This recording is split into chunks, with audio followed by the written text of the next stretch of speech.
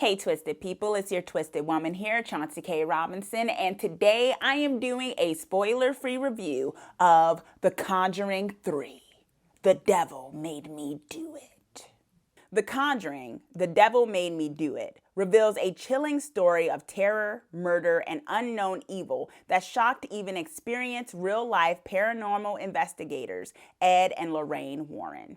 One of the most sensational cases from their files. It starts with a fight for the soul of a young boy, then takes them beyond anything they'd ever seen before.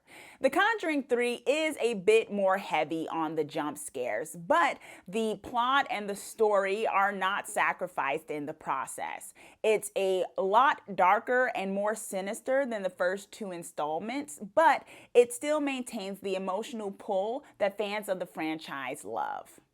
I would go as far to say that it is definitely better than the second film and on the same level as the first one. The main two characters, Ed and Lorraine, our supernatural hunting couple, definitely take center stage in this third installment. In the first two, for those of you who have watched it, you know that the first two tend to surround a family in particular that's not connected to Ed and Lorraine. And then Ed and Lorraine tend to come in and then they're involved in the supernatural happenings, whether it's exorcism, demonic possession, and whatnot. In this one, they are definitely the center of the plot line. Yes, there's another story going on, the whole devil made me do it, the murder and things, but I would say in this particular film, more so than the others, Ed and Lorraine, the stakes are higher for them. And we saw a hint of that in the sequel, if those of you who have seen it, but in this one, it's definitely more focused on them. The danger is focused on them. And if you are a fan of Ed and Lorraine, which I am, I actually think they're like couple goals in terms of like finding the supernatural. I really love the dynamic and the chemistry between the two actors, and I love the characters of this franchise. So for me, that was a plus. If you are more so like you didn't mind that they came in and they did their due with the investigating and stuff, but you kind of like the fact that it kind of almost felt like an anthology with the first two because they were two different families, then this may not be something you exactly love. Now, because of this, I would also say that the new characters that we are introduced to, the ones that kind of are the catalyst for this plot line that happens in the third one, don't get as much fleshing out as we had gotten with the families of the first two installments. You don't get to spend as much time with these other characters because, like I said, Ed and Lorraine are kind of the center of this particular storyline. And if you wanted something like that, then this may seem like a negative for you. So the negative of that is that there may be a lack of connection with these new characters that we are introduced to because we don't get to spend as much time with them, because they don't feel as fleshed out as other characters of this franchise that we have seen in the Conjuring universe. It is fantastical. When I say fantastical, I mean the sense that there's not so much of a interpretation of, oh, well, that could have been something, but maybe it's not, but it could be something, and maybe it totally is something. That's kind of thrown out the window in this installment, and that makes sense. It's the third film of this franchise. By now, you know, there's going to be a little bit less of needing to lay the groundwork of what Ed and Lorraine do and the kind of cases they're in. And I think it's very much been established in this Conjuring universe that these things are real. These things happen. And because of that,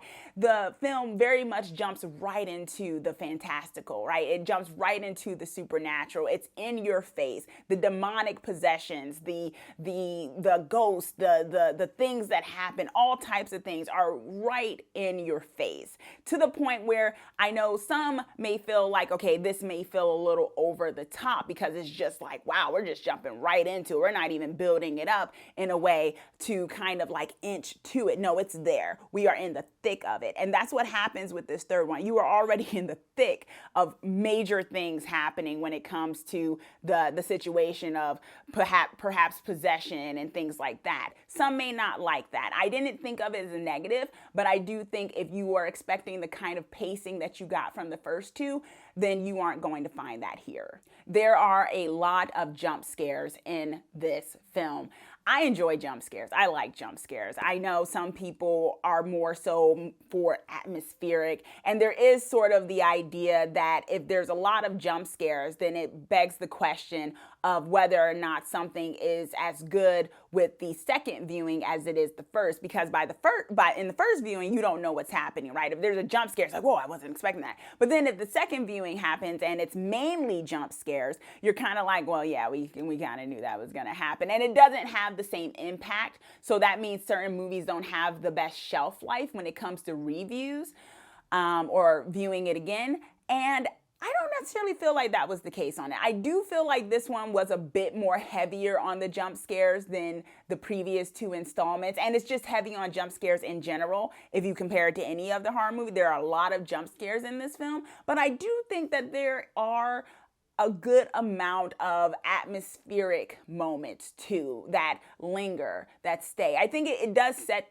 the tone in a very cool, sinister way, so that it's not so much where it's like if you take away the jump scares, there wouldn't be a horror movie there. There wouldn't be a plot. There wouldn't be a storyline. I do not think that is the case. I do think, though, that this one relies a lot on the jump scares. And if you enjoy them, then you'll love this. And if you don't, you might be like, okay, that's cool, but with that said, is this movie scary? I definitely think it's scary. I definitely jumped in some moments. I definitely was creeped out in other moments that had no jump scares. I was just creeped out by what I was anticipating could possibly happen in certain scenes. The main word I came away from after viewing this film was intensity. It is intense. Like I said, it throws you right in the thick of things. And that's why I say it's a bit more darker. The scares themselves, the subject matter is a bit more sinister than the other two installments for those who have watched it. Now, if you haven't watched it, maybe you're coming to The Conjuring, The Devil Made Me Do It for the first time. You're coming to the Conjuring universe for the first time. Hi, welcome. But I would say even if you were coming to this for the first time, this is the film that doesn't let up. If this was your first time coming to it, I think you would still get a good amount out of it. You would definitely jump. There are things in and of itself that are scary, and the atmosphere and the subject matter keep you kind of, if those are things that creep you out, then you will be creeped out. So I definitely think this film is scary. But I think this film maintains the main theme of this franchise, which is love. I know some people don't like to hear that when it comes to horror movie because they want nihilism. They want everybody is just mad and it's just gore and nothing matters is also depressing.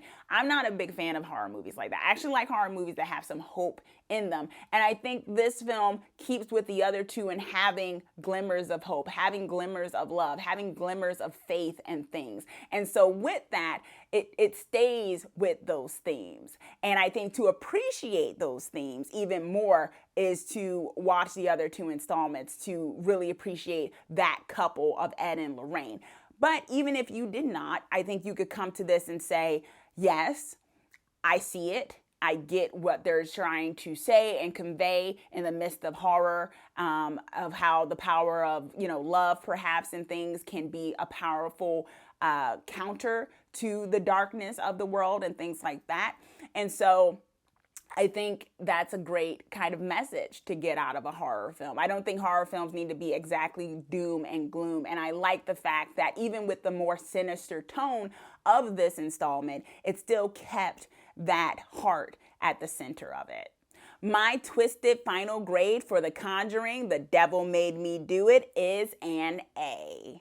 What are your favorites in the Conjuring universe? And that doesn't just mean Conjuring 1 and 2. I'm talking about Annabelle. I'm talking about The Nun, which a lot of people for some reason didn't care for. I'm talking about all of those. Let me know, what are your faves? Comment down below. And also let me know if you agree with me when I am talking about the fact of having some type of hope and optimism in the midst of certain horror films and how that can be impactful. Let me know, comment down below. And also be sure to subscribe so that you are the first to know when I post my videos. Thanks for watching.